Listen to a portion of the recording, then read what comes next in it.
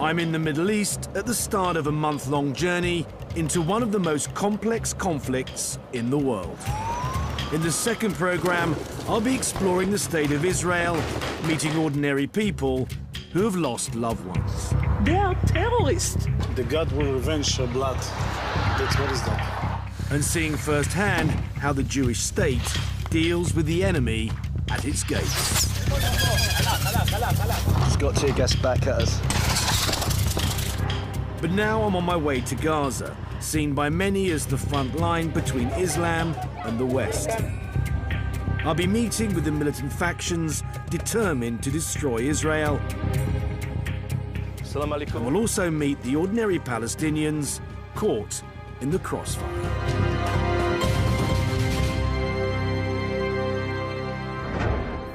Behind me is the Gaza Strip. Gaza is one of the most emotive, complex political and military situations on the planet. This tiny piece of land is also home to 1.5 million people who are firmly ruled by its democratically elected government, Hamas. Hamas is also recognized as an international terrorist organization. We're about to cross the border and find out what it's like to live in the Gaza Strip. The Gaza Strip is a Palestinian territory across the southern border of Israel. Since Israel's creation in 1948, it's been the scene of war and bloodshed on a massive scale. Since I was a child, Israel, the Palestinian problem, it's all been sort of there in the background and never, never really understood it, have no idea what to expect.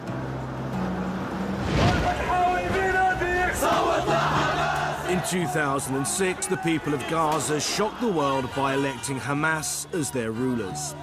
Hamas are an Islamic resistance movement known in the West for their suicide bombings and their stated aim of destroying the state of Israel. I would be a liar if I said we weren't slightly nervous about where we're going to end up today.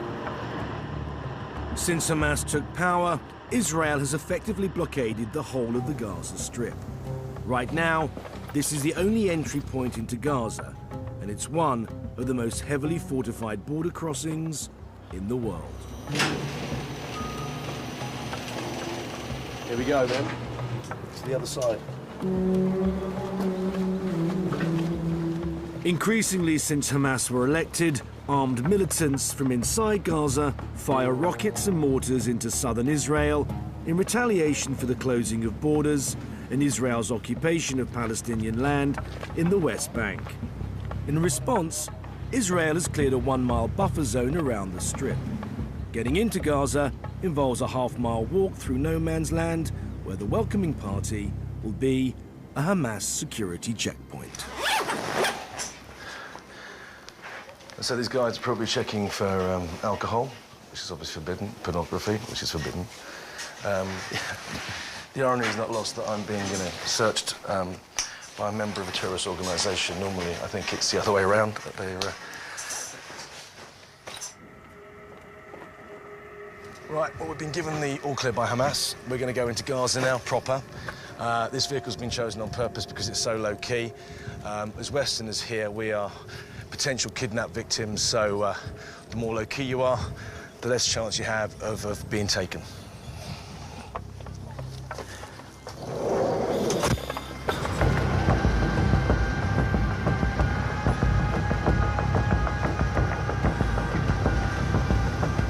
The drive into Gaza City is like a drive into another world.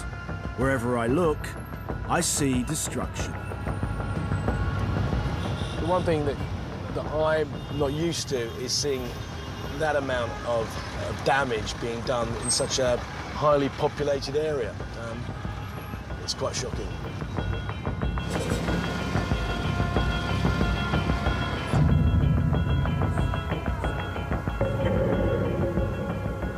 In December 2008, after a 10-month ceasefire, Israel launched a massive military campaign in Gaza known as Operation Cast Lead.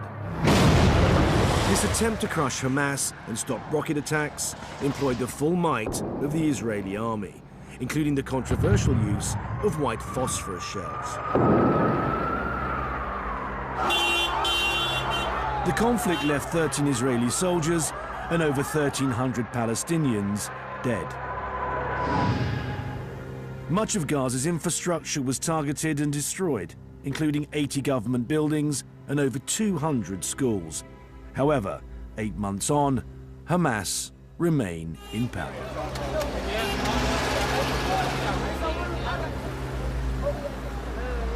Right, it's our first day in Gaza. We're outside one of the main police stations here. It's run and controlled by Hamas. They're very sensitive about us filming outside here. We've basically come here to find out how Hamas control and run the Gaza Strip. Marhaba. Marhaba.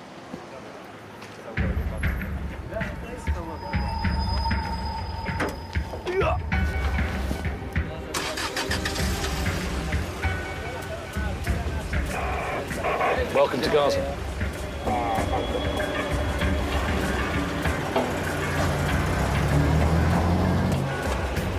A year after their election, Hamas brutally wiped out their rival party in Gaza, Fatah, torturing and killing many of their members and driving the rest underground. Hamas are now firmly in control, but it's widely reported they rule by fear.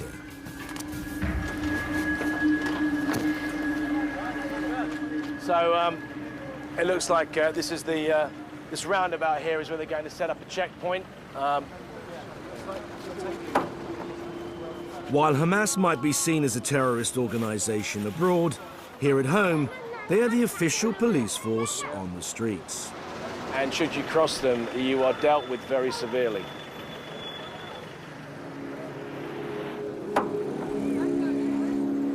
Ahmed Swaydan is a commander in the Hamas police force. Do you think things are better now, or are they worse in terms of law and order on the streets of Gaza? كانت هناك فوضى في العهد السابق ولم يسيطر عليها أحد، لا أجهزة أمنية ولا شرطة فلسطينية. فالآن الحمد لله وبنعم الله من الله عز وجل إنه بعد سيطرة حكومة حماس على قطاع غزة وتم السيطرة بكل جدية في الأرض في الميدان والكل يوم يعمل حساب لهذه الحكومة. In the short time that we've been here, some of the people we've spoken to have said that the police force here are too heavy-handed. Would you agree with that? صحيح، احنا بنستخدم القوة على المجرمين فقط، لأنه احنا فرضنا سحب القوة لكن من أجل إنه نحمي البلد هذه.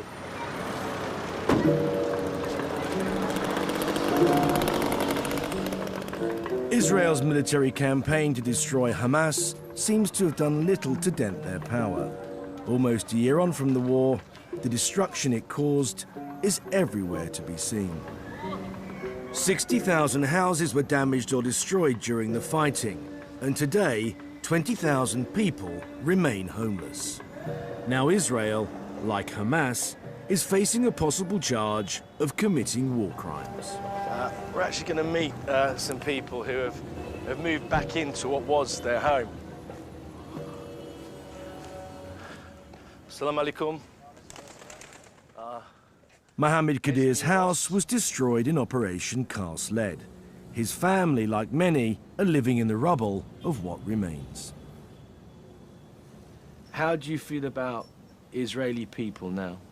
أنا يعني اشتغلت 35 سنة بإسرائيل يعني طبعا يعني بصفة عامة يعني كنا احنا في قطاع غزة عمالها يعني الفطار نقعد مع بعض نفطر نتحدث نبقى مبسوطين كنا بننام عندهم يعني كنا محافظين على العيش والملح بس للأسف الشديد هم الإسرائيليين احنا مش ضد الشعب الإسرائيلي احنا ضد الحكومة الإسرائيلية. You don't dislike Israelis, you just dislike the government. أنا يعني بسأل نفسي ليش إسرائيل سوت في هيك أنا لا أنا مقاوم ولا أنا أي شيء.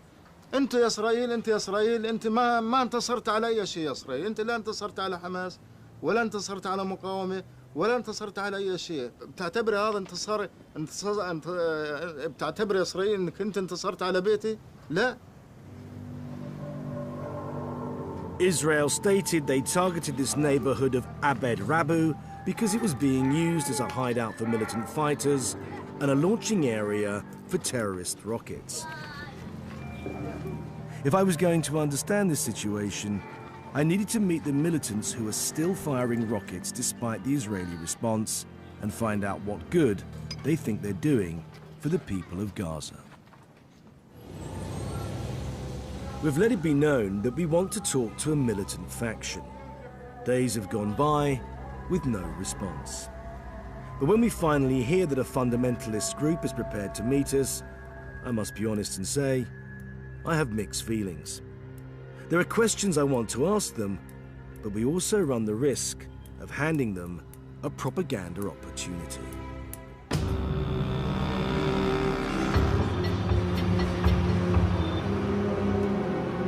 Since 2008, 1,750 rockets have been launched from Gaza into Israel.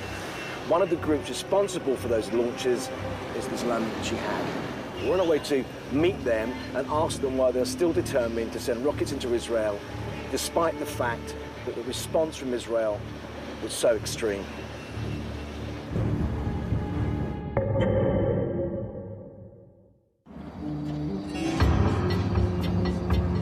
I'm on my way to meet Islamic Jihad, a militant faction responsible for hundreds of rocket and mortar attacks into Israel. They also claim responsibility for over 30 suicide bombings. We've no idea exactly where we're going, and when we get there, we're meeting up with the Al-Quds Brigade, that is the military wing of Islamic Jihad. Our fixer has arranged to meet a contact at a halfway point on the outskirts of Gaza City. We are instructed to remove the batteries from our phones in case we're being tracked by Israeli intelligence. At a given moment, they tell us very clearly to turn the camera off. Don't shoot the outside of the building, mate. Be very careful, Andy. Be very Andy, careful. put it down. After an hour of waiting, we are finally given the all clear.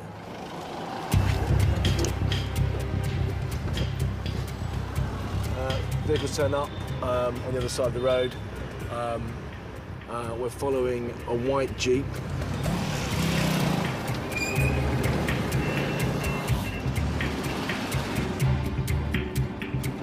We have no idea where we're going. It seems like we're heading towards the border with Israel. Giving the people we're hoping to meet, the closer we get, the more dangerous it becomes.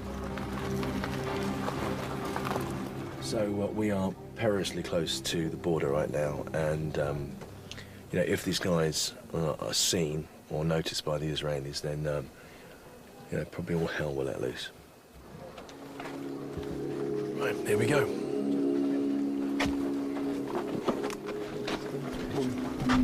Assalamu alaikum. Assalamu alaikum.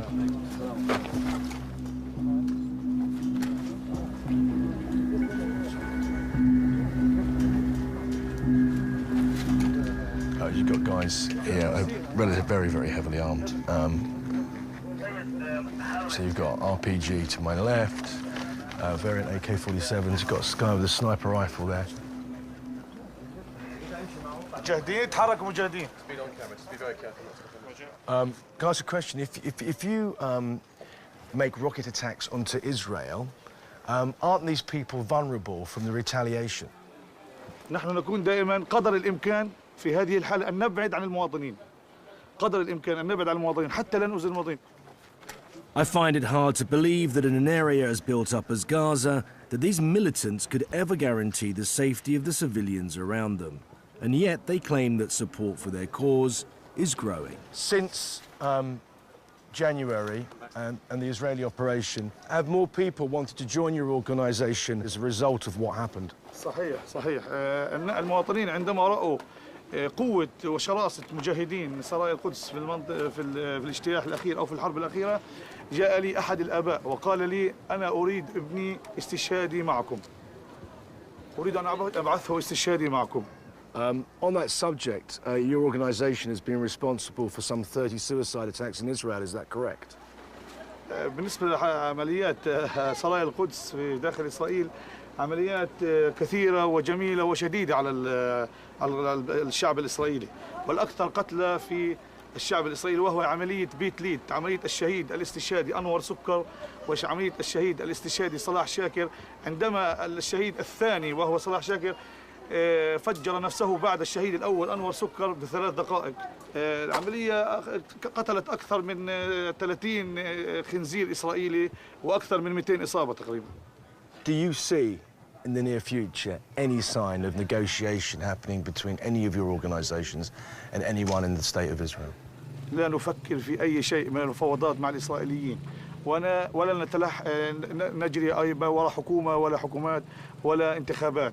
لا نعتبر عملنا إلا جهادا في سبيل الله واستشهادا في سبيل الله. How do you feel the elected government is doing at the moment in Gaza? No questions about Hamas government. No questions about Hamas. Okay, understood. What are they doing? What's going on? Yes, Okay, you can film in there. You can go closely. Something going on. They got a map out.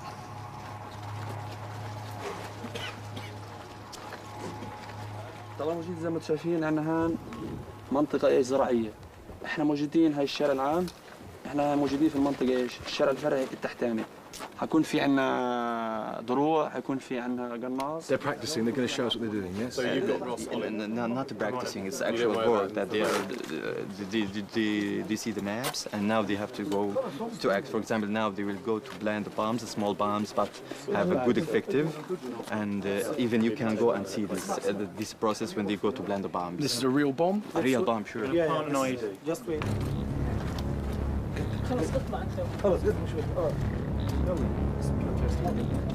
I'm really not sure how well this sits with me, but we've actually been invited to go along with them and see them plant an IED.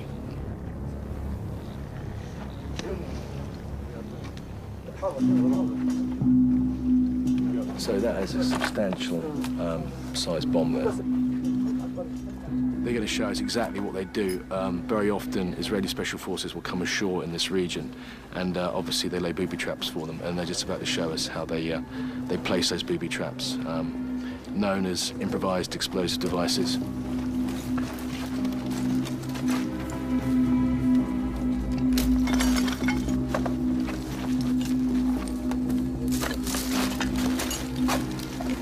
So they'll plant this now and monitor it all night. There's a command wire that the guy in front has got. And obviously, should they see anybody coming in from the sea, no doubt they will attempt to detonate it. Having been to other places in the world and seen people blown up,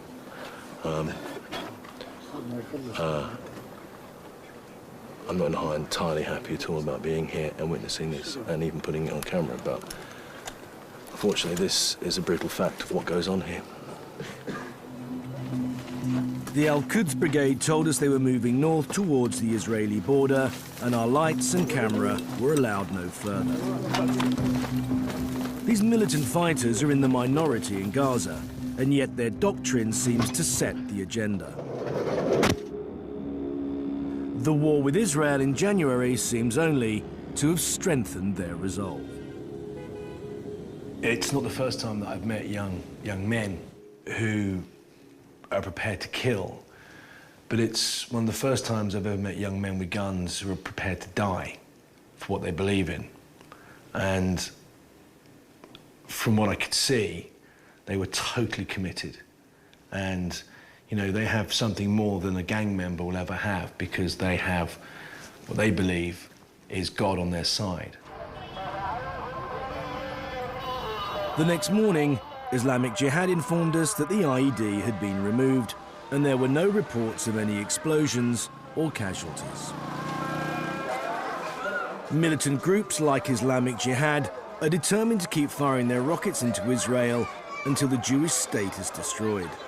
In response, Israel hasn't just launched military attacks, it's also closed Gaza's borders, sealing it off from the outside world and effectively shutting down its legitimate economy. To see what effect this has had, I've come to the border crossing at Karni, until recently the busiest import and export point in the Gaza Strip. Well, this is the gate at the Karni. Over there is Israel. 1,800 trucks used to pass through these gates every day. making millions of pounds on either side of the border for both Palestinians and Israelis. When Hamas seized power, Israel closed the Karni crossing, and this industrial park it serviced is all but deserted. Wadia El Masri is the manager of the Karni industrial zone, and his business has almost ground to a halt. But it's empty, isn't it? Completely. I mean, usually at the good times, 6,000 people, workers, you know. If you said there were 6,000 here, the people that would have been satellited off that would be another 4,000. Yes. So maybe 10,000 people have lost their jobs. 10,000 people, and each one has a family of 10 persons. You're talking about 100,000 people have been laid off. Laid off, yeah. Yes. Despite this, Wadia doesn't blame Israel for what has happened to him and his workers. Israel has the right to live in peace and security. We have the right to, right? But who gives the excuse to these people to kill us? It's us. It is us. Sending bottles, I call them bottles, I don't call them rockets, you know? This gives the excuse to Israelis to retaliate, you know? To come and bombard us and made the picture as if two superpowers are fighting. And I'm telling you, 90% of the Palestinians here are willing to shake hands with Israelis. 90%? Even more. The sad thing that both sides here and there, those who rule, they've got their own agenda, you know?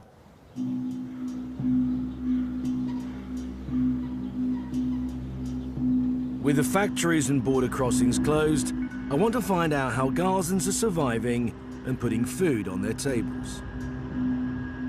The blockade has created massive shortages of building materials, medicines and certain foods. And yet, somehow, life goes on. This is downtown Gaza City, actually, on not a busy day. And, you know, if you knew that this place was under siege, you wouldn't think it by looking around me. You know, testament to the Palestinians that life goes on.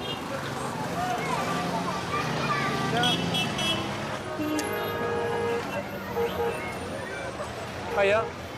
How are you? Where'd you get your fruit from? Is it more expensive now than it was a year ago? How much more? لما ناخذها ب 40 هنا بنبيعها ربطة ب 100 يعني فيش مجال. والله عشان سعيد محمد.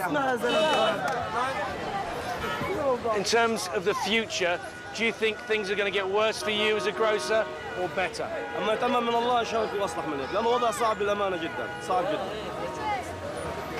The markets might be full of people and goods, but prices are high, and most people rely on UN handouts. Like elsewhere in Gaza, there's more going on than meets the eye. اليوم البضائع بنجيبها عن الأنفاق، معظم البضائع بنجيبها عن الأنفاق. بيجي من إسرائيل بامبرز الأطفال، الحليب، ألبان، أجبان، فواكه، غير بعد الإغلاق والحصار اللي تعرضنا له كله بيجيبوا على الأنفاق. سعر مرتفع. ارتفعت الأسعار بنسبة 200% بعد دخولها على الأنفاق. From where? طريق Egypt, مصر. From Egypt? Egypt. Yeah. Actually, I think they're from Halifax. What about this? Egypt. Egypt? Yeah. All the kind of things, the treats. To keep his store in profit, this shopkeeper has to smuggle more than 90% of his goods in from Egypt. Business is business. Business is business.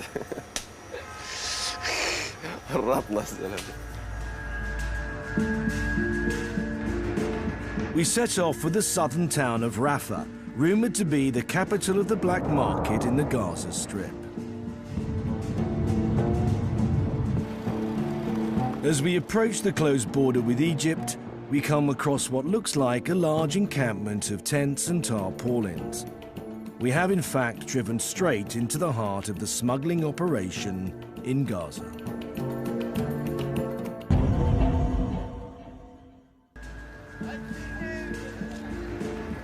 I've come down to Rafah in the south of the Gaza Strip to see for myself how goods and supplies are smuggled under the border with Egypt. Assalamu alaikum.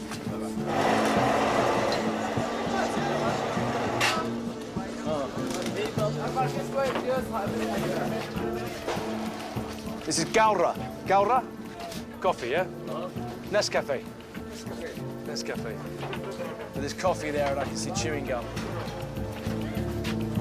In my experience, smuggling is a secretive business, but this is anything but.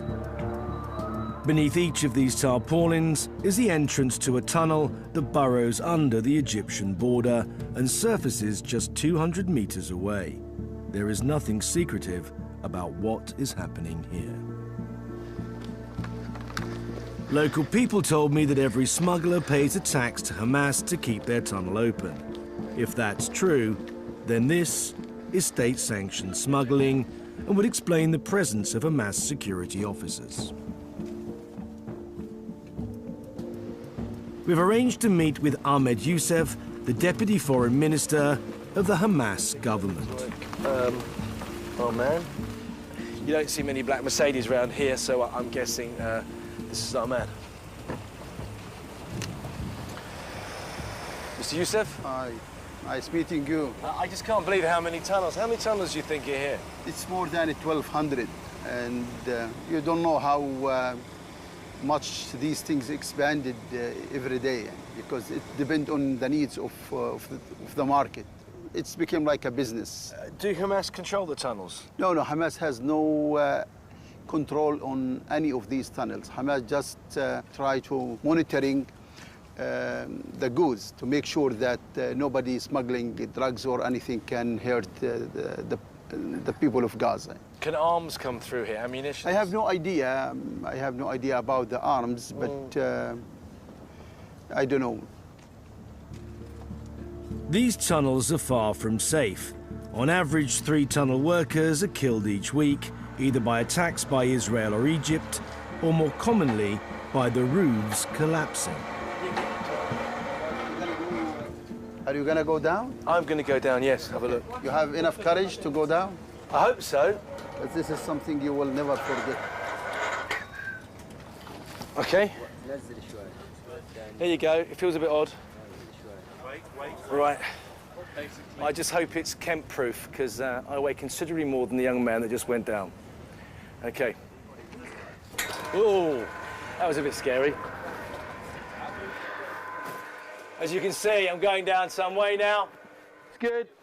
Oh, hang on. Oh, fuck, hang on. Whoa, whoa, whoa, whoa, whoa, whoa, whoa, whoa, whoa, whoa, that was close. Fuck me. Right. Not exactly the executive lift, but here I am. Hey. Thank you. So, that was exciting. Nearly came off halfway down. There you go. So this is the tunnel.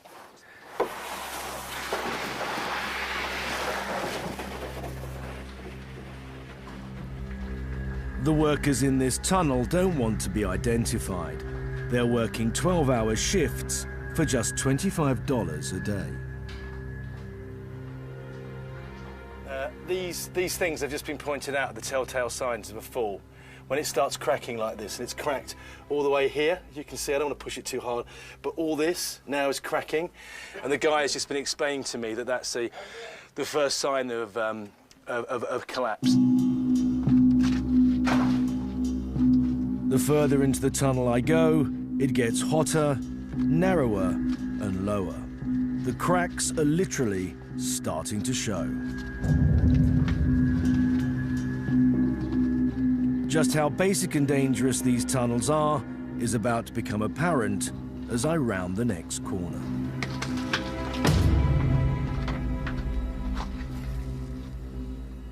Right, we're right at the face now where this guy is digging away. And he's not the only one doing this. There are hundreds of people doing this as we speak, trying to forge another way into Egypt to get goods back into Gaza. But the simple fact is that these young men risk their lives every day for $25 a day, and often many of them die in the collapses. And unfortunately, this is also part and parcel of everyday life for some Gazans.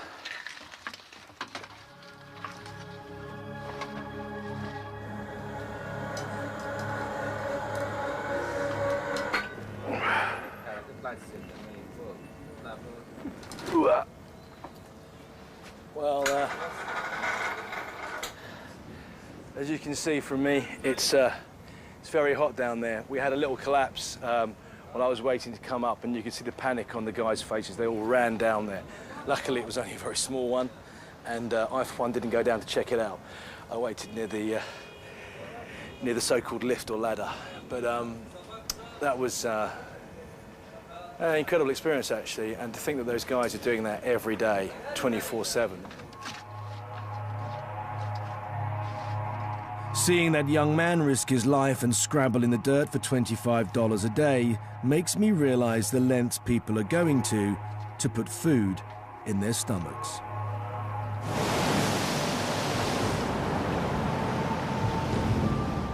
The combination of the borders being closed and the massive destruction of homes and infrastructure is bringing the people of Gaza to their knees.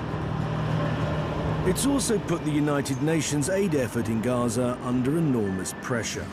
John Ging heads up the UN mission here and is a rare and outspoken critic of extremism on both sides. John, can you sort of explain to me what happened here, both sides? Yeah, as you can see, this is the industrial area. That was the biscuit factory here.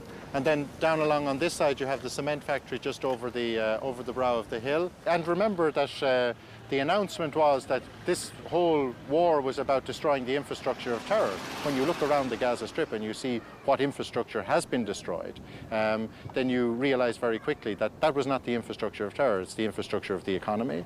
You'll see schools destroyed, that's the infrastructure of education. You'll see ministry buildings like the Foreign Ministry, the Finance Ministry, the President's compound.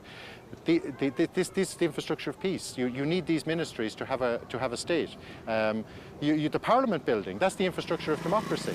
And then you have the tunnels, which are still operating. The effective black market, the thing Correct. that undermines society. Correct. Society here, in every aspect of its functioning, is being broken down.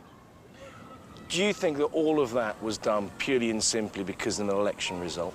Well, or is there another agenda? Well, these are the questions that have to be asked. How could you do this and then believe that that is positive in terms of the process of getting stability, security and peace in the Middle East? It's very difficult to figure out what is the truth until you come. And when you come here, then it's actually crystal clear. And it doesn't mean that you become anti-Israeli or pro-Palestinian or pro-Israel and anti-Palestinian. It means that you see the truth.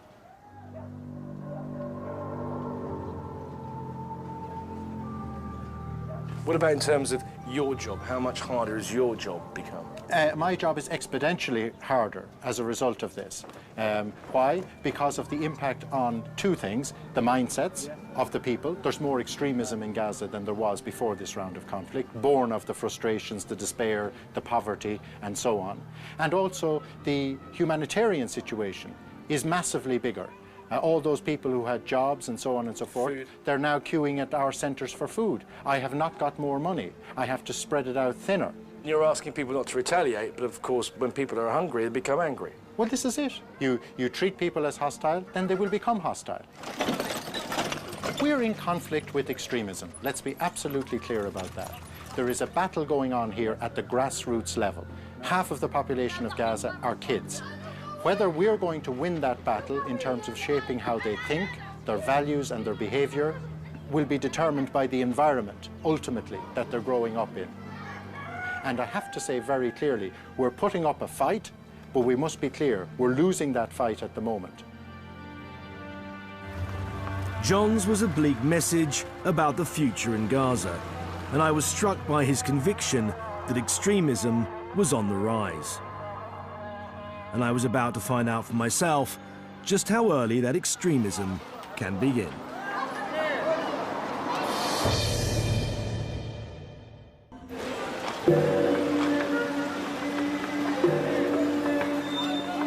I'm nearing the end of my time in Gaza, and what struck me the most is that here, the extraordinary becomes the ordinary.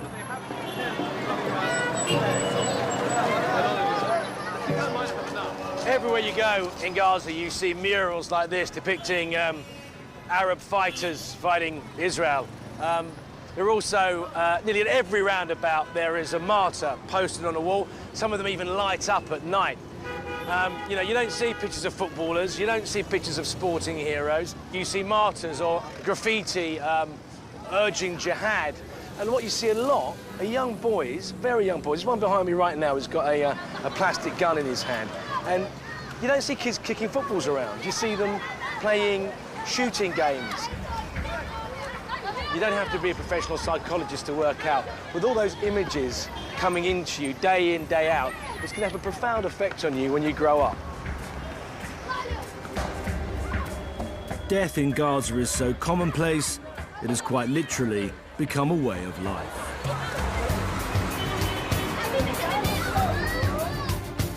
I want to find out what effect so much war and violence is having on the youngest generation.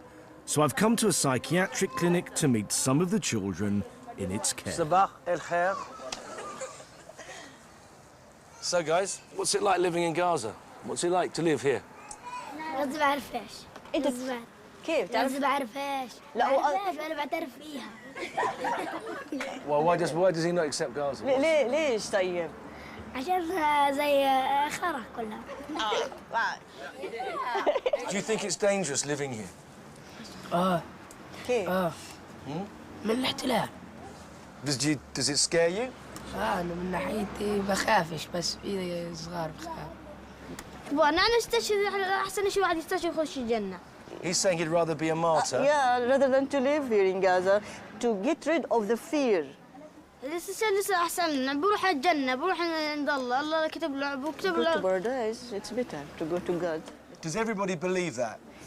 معاه في الرأي. معاه. كيف ليش؟ مو كل واحد يدخل الجنة متزكي على واحد يدخل الجنة يلقى نعيم أحسن ما يلقى يعني شيء. This boy here, very quiet. This boy here. إيش اسمه أحمد؟ أحمد. Why are you so quiet? أخو سيدي وستي وخالي وأختي وسيدي وستي. Who did this? مين عمل هيك يا أحمد؟ يهود. شوف. Thank you very much for talking to me. We're about to stop filming when a young girl who has been silent raises her hand and says she has something she wants to say. هم كتير بدهم خلينا احنا بدناش نعمل سلام مع اليهود لانه اليهود هم يعني خلوا امي وابوي يستشهدوا يعني قطعوا قلبي لما شفت امي وابوي يعني قاعدين بيستشهدوا قدامي وامي راح نص راسها وابويا يعني راسه طلع عقله من راسه وتصاب بخصرته وتصاب برجله. بعد هيك يعني كله اخويا صلاح قال يلا امشي نطلع برا. انا تمتني حاسه حالي لقيت بقفص لانه انا امي وابويا مش عندي.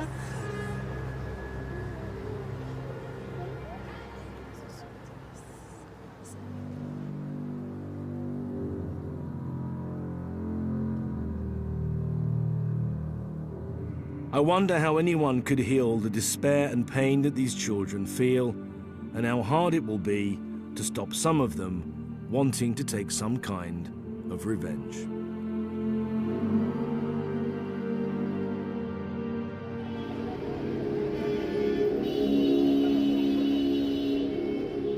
It's our last day in Gaza, but as we head to the border, we receive a call from a military faction called the Al Nasser Brigade.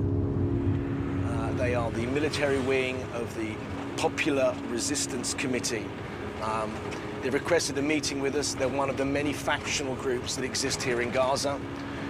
We have no idea what they want to say to us. We do know they were formed in 2000. We do know that they are made up of ex-members of Hamas and Fatah. They've claimed responsibilities for bombings in Israel. Apart from that, we have no idea what they want to say to us or what they want to show us.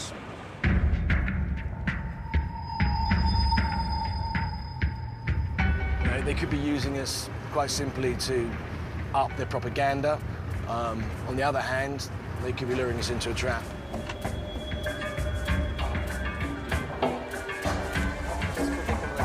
Camera down this time, please. The two guys turn up in beers, in black, in combats. They're both carrying AK-47s. They look very serious, I have to say. They're taking us apparently on a big detour, we've just been told, and that's to obscure their location. I mean, we've told us not to film, but I don't think it makes much difference because, you know, we're listening to what? We're stopping, so...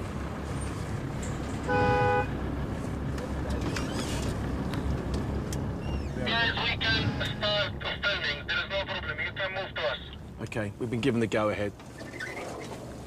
Right, we're at the location. I can see some guys up in front, some masked. There's a guy with an RPG. Gonna walk towards them now, let's see what happens. Salam. Salam alaikum. Salam. Come here.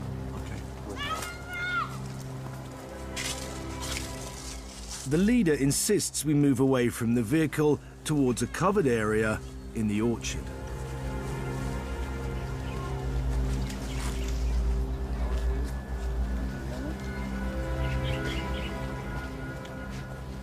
وين الشاب المترجم؟ This is the Martha. I now realize that I'm face to face with a suicide bomber. TNT. TNT. Right. Okay. And that's the switch. بدنا شيء يكون مبين. لقيت يعني بدي يصور المسج تبعك. It's become clear that we have been brought here to witness the recording of a martyrdom video. أنا الشهيد الحي بإذن الله أقوم بهذا العمل ابتغاء وجهة مرضاة الله ومن أجل الوطن، وراحت نص عائلتي في هذه الحرب الظالمة على الشعب الأعزل الذي لم يرحم فيها أي طفل ولا شيخ ولا مرأة، وأنا جاهز بإذن الله لأي يقوم بهذا العمل الاستشهادي، وأنا تحت أمر القيادة بإذن الله في أي عمل يقوم على الحدود أو في أي العدو بإذن الله. Can I ask a question? Yes. Can you tell me how old you are? 24 مخلص جامعة، أنا طالب جامعة مخلص بإذن الله. Can you tell me what degree you received at university? حقوق. كلية حقوق. كلية الحقوق. You finished in law. By the act that you're going to carry out, you feel that you will avenge the people in your family that were killed in January, is that correct? بإذن الله صحيح. Do you think that by killing other people, that will increase the amount of violence that will happen? Or do you think that will in some way stop violence? إنهم يعتدون على الوطن الحبيب وطني، فأنا يجب أن أدافع عنه بأي شيء وحتى لو كانت بروحي. Do you feel that this is the only alternative for you now? الإسلام بحث على أن نجاهد من أجل الوطن ومن أجل الله. Have you ever met an Israeli? Talked to an Israeli? Do you know that there are Israelis out there, some, that don't want to fight anymore, that they want peace? Do you know that? أنا مع السلام بإذن الله لأنه يحتلون وطني، فإن الحرب هي التي تولد حرب والسلام يولد سلام.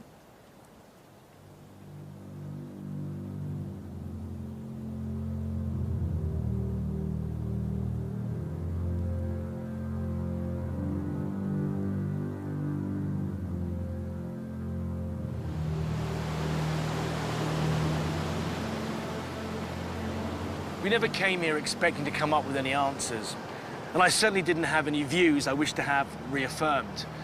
But I defy anyone to come here without an agenda and not feel genuine sympathy for the ordinary people living here. Hundreds of Israelis have been killed by suicide bombers, and they certainly have the right to defend themselves. But the economic blockade has not only damaged business, it's denied people their dignity. If you deny someone the right to provide for their family, then they will find pride in other things. When a young lawyer decides to become a suicide bomber, I have to say I have real fear for the future. That said, most people want to live in peace with their families on both sides. And I'm sure they don't want to live with the daily fear of being rocketed or blown up. As we leave Gaza, the one thing I'm absolutely sure about, though, is that the people of Gaza aren't going anywhere, and neither are the people of Israel. In the next part of this Middle East report, I'm going over the border and into Israel to see the situation from the other side. There I'll be meeting the people caught in the crossfire. Guy right at the fence now. Right at the fence, and here now. And also discover what life is like on Israel's front line.